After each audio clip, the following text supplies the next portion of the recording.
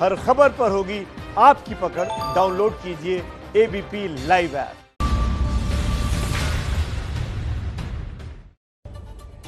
और अब जानिए खबरें इत्मीनान से। राजस्थान के डूंगरपुर जिले में शिक्षक भर्ती को लेकर हुई हिंसा में 2 लोगों की जान चली गई। प्रदर्शनकारी आदिवासियों के जत्थे ने डूंगरपुर से निकलकर उदयपुर के खेरवाड़ा इलाके में घुसने की कोशिश की और घुस भी गए।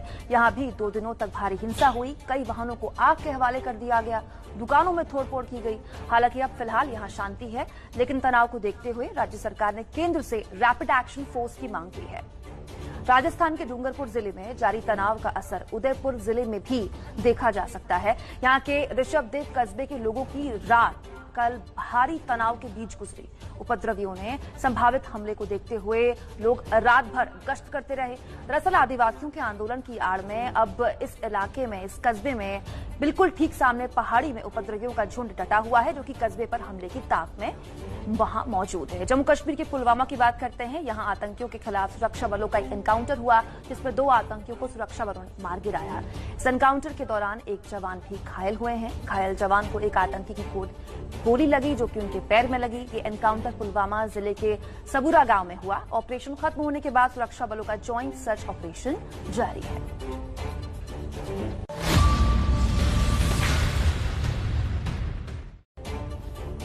बॉलीवुड की जिस एक्ट्रेस ने फिल्म निर्देशक अनुराग कश्यप पर यौन शोषण का आरोप लगाया था और पुलिस में रिपोर्ट लिखाई थी, वो अभिनेत्री कल मुंबई के वर्सोवा पुलिस स्टेशन पहुंच गए। उनके साथ उनके वकील नितिन सातपुते भी मौजूद थे। अभिनेत्री ने अपनी दर्ज एफआईआर पर पुलिस की तरफ से देर करने पर नाराजगी जाहिर की। उन्होंने चेतावनी दी कि अगर अनुराग कश्यप के खिलाफ कोई कार्रवाई नहीं की गई तो वो अनशन पर बैठ जाएंगे।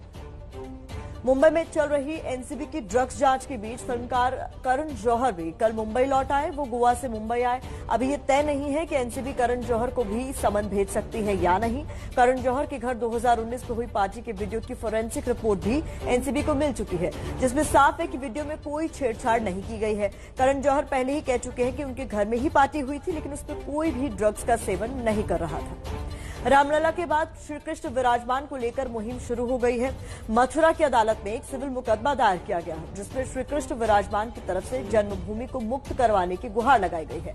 रंजना अग्निहोत्री नाम के वकील ने यह याचिका दायर की है। इस याचिका के जरिए 13.37 एकड़ की श्रीकृष्ण जन्मभूमि का स्वामित्व मांगा गया है। याचिका में दावा किया गया है कि इसी की जमीन पर कब्जा करके शाही ईदगाह मस्जिद बनाई गई है।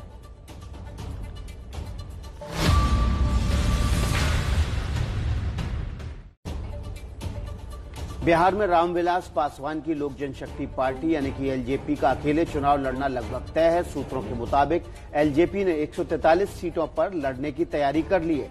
ये वो सीटें हैं जहां बीजेपी का उम्मीदवार नहीं होगा। Party Bihar first, Bihari first के नारे के साथ चुनाव मैदान में उतरेगी। उधर रामविलास पासवान के भाई और सांसद पशुपति कुमार पारस ने पार्टी से बगावत की खबरों का खंडन किया है। बिहार के पूर्व डीजीपी गुप्तेश्वर पांडे की राजनीति में आखिरकार एंट्री हो गई है। बिहार के मुख्यमंत्री नीतीश कुमार ने कल गुप्तेश्वर पांडे को जेडीयू में शामिल कराया। अब सिर्फ ये साफ होना बाकी है कि वो चुनाव कहां से लड़ेंगे। गुप्तेश्वर पांडे ने राजनीति में आने के लिए हाल ही में अपनी नौकरी से रिटायरमेंट ले लिया था। सियासत में आने से पहले गुप्तेश्वर पांडे पूजा पाठ करते नजर आए।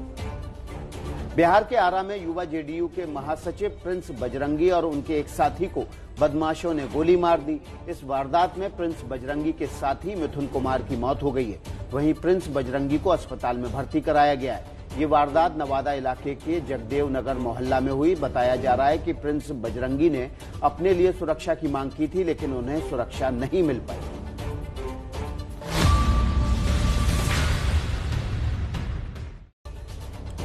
देश में आज कोरोना मरीजों का आंकड़ा 60 लाख के पार पहुंच सकता है। कल तक देश में कुल मरीज 60 लाख के आसपास बताए जा रहे थे, तो बहुत संभव है कि आज यह आंकड़ा पार हो जाएगा। कोरोना संक्रमित मरीजों की संख्या के हिसाब से अमेरिका के बाद भारत दुनिया में सबसे ज्यादा प्रभावित देशों में नंबर 2 पर है। कल सुबह 9 बजे स्वास्थ्य मंत्रालय की ओर से जारी किए गए आंकड़ों के मुताबिक देश में कोरोना केसेस पिछले 24 घंटे में 88,600 आए, जबकि इस दौरान 1124 लोगों की मौत भी हुई है। पूर्वी लद्दाख में सर्दियों के दौरान चीन की किसी भी हरकत से निपटने के लिए भारतीय सेना मुस्तैद है। चीन के साथ जारी तनाव के बीच भारत ने एलएसी के पास बड़ी तैनाती की है। चुमार टोमचेक इलाके में एलएसी के पास T-90 और T-72 टैंकों समेत इन्फेंट्री कॉम्बैट व्हीकल्स को तैनात किया गया है। -40 यानी कि -40 डिग्री तापमान में भी आसानी से काम कर सकते हैं। T-90 टैंक दुनिया के सबसे अचूक टैंकों में से एक माना जाता है। चीन से चल रही तनातनी के बीच भारत और जापान ने एक साझा युद्ध अभ्यास किया।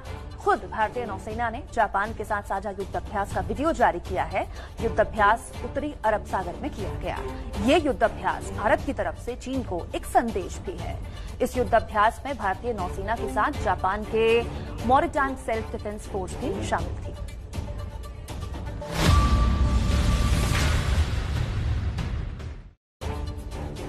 दिग्गज गायिका लता मंगेशकर का आज 91वां जन्मदिन है। भारत रत्न लता मंगेशकर को बधाइयों का तांता लगा हुआ है। लता मंगेशकर का जन्म 28 सितंबर 1929 को हुआ। लता मंगेशकर को स्वर कोकिला के नाम से भी जाना जाता है। उन्होंने दशकों तक बॉलीवुड पर अपनी आवाज का जादू बिखेरा है। आईपीएल में कल एक जोरदार मुकाबला हुआ। हाई स्कोरिंग मैच में राजस्थान रॉयल्स ने किंग्स 11 पंजाब को हराकर चौंका दिया। किंग्स 11 ने राजस्थान के सामने जीत के लिए 224 रनों का बड़ा टारगेट दिया था, जिसे हासिल करके राजस्थान ने बड़ा उलटफेर कर दिया। राजस्थान रॉयल्स की तरफ से राहुल तेवतिया ने मैच का पासा पलट दिया। उन्होंने एक ओवर में 5 छक्के जड़कर मैच का रुख ही बदल दिया। आर्मेनिया और अजरबैजान के बीच जंग छिड़ गई है। इस जंग में अब तक 23 लोगों की मौत की खबर सामने आई है। दोनों देशों के बीच रविवार को नागोर्नो कराबाख इलाके को लेकर लड़ाई शुरू हो गई। जुलाई महीने में भी दोनों देशों के बीच संघर्ष हुआ था। उसके बाद ये सबसे बड़ी लड़ाई है। अब तुर्की अजरबैजान के पक्ष में कूद गया है, जिसकी वजह से विश्व युद्ध जैसा खतरा मंडरा रहा है।